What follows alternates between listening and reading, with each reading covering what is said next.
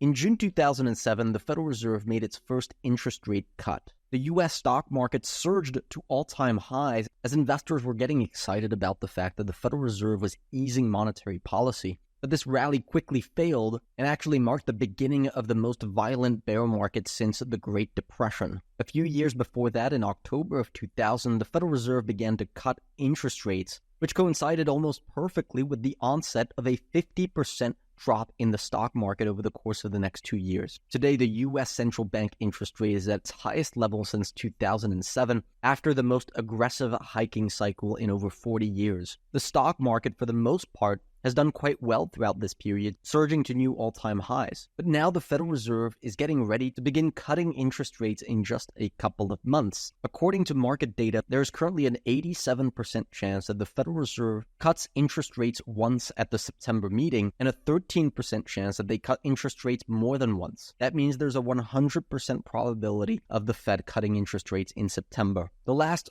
3 times that the Federal Reserve cut interest rates over the last 20 years corresponded to the largest 3 market crashes that we've seen over the last 20 years. So many are concluding that these rate cuts that are coming this year are signaling a similar fate for the S&P 500. And so concluding that this recent market correction that we've seen on the S&P 500 over the last couple of weeks is just the beginning of this type of major drawdown, that the peak of the market is now behind us. So I'm going to give you all of the information that you need to have in order to understand whether what's happening on the S&P today is similar to these 3 periods where the Federal Reserve was cutting interest rates with the market moving down. Firstly, let's clear up a big misconception. These large drawdowns on the stock market did not occur because the Federal Reserve was cutting interest rates. Although it looks like that's the case on the chart, it's absolutely not true. The Federal Reserve cuts interest rates because the economy is struggling. And so by lowering interest rates, they try to counterbalance against the economic weakness. So it's the economic downturns that bring down the stock market, not the fact that the Federal Reserve is cutting interest rates. Now, we happen to be of the opinion that this is the direction that we're heading into.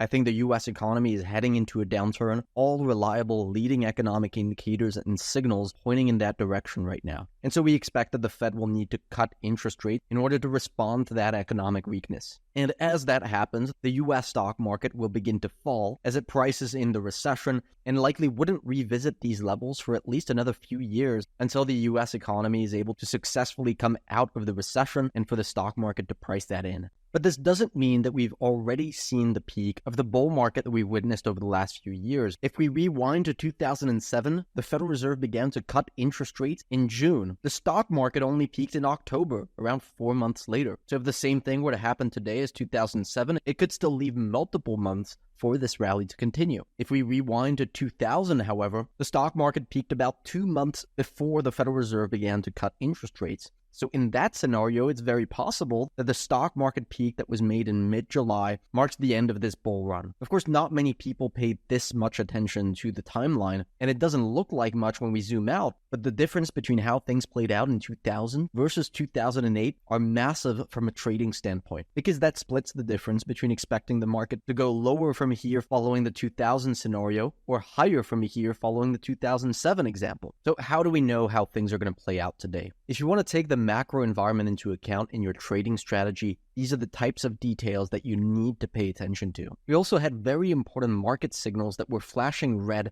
at these moments. So let's take a look at those and see if we're seeing the same thing today. During this topping process in 2007, United States Treasury bonds were rising in price. This is a sign that investors are preparing for a recession because Treasury bonds are seen as a safe haven during economic downturns. And you can see as we had that first leg down in the stock market in 2007, Treasury bond prices accelerated higher. This is what's known as a stocks down, bonds up environment. This is typical recessionary behavior. When we look at the topping process in 2000, we see Treasury bond prices were also rising during this period. And as the stock market accelerated downwards, we had Treasury bond prices accelerating upwards. So again, a stocks down, bonds up recessionary environment. When we fast forward to the recent price action on the S&P 500, and we take a look at what Treasury bond prices have been doing over the last few months, they've generally been trending lower. Treasury bonds are lower today than they were in December of 2023, 7 months ago. So while we are seeing a little bit of a market correction, it doesn't doesn't really seem like Treasury bond prices are accelerating upwards. If this chart looked like this instead, we would be a little bit more concerned about the fact that financial markets are pricing in a recession. So again, although we're still quite confident that the US will be entering a recession by the end of 2024, we don't necessarily see that this is an imminent danger for financial markets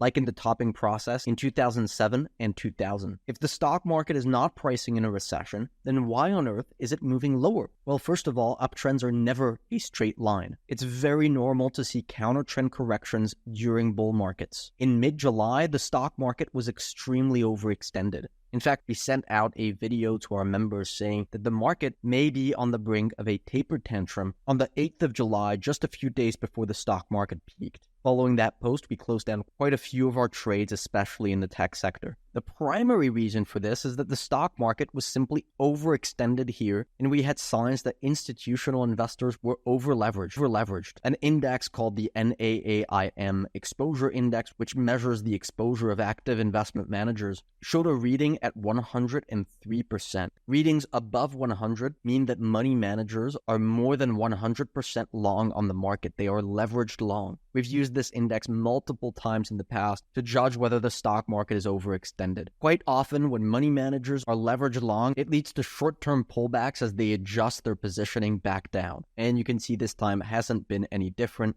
They were leveraged long, and the market corrected as these investment managers have reduced their positioning. And when we look at the most recent price action of the S&P 500, it seems that the index has respected the price channel level that we've been looking at, suggesting that this strong uptrend is still intact. We used this pullback to add quite a few trades that we were waiting for. If you want to have access to all of our trades, make sure to sign up to our website at gameoftrades.net.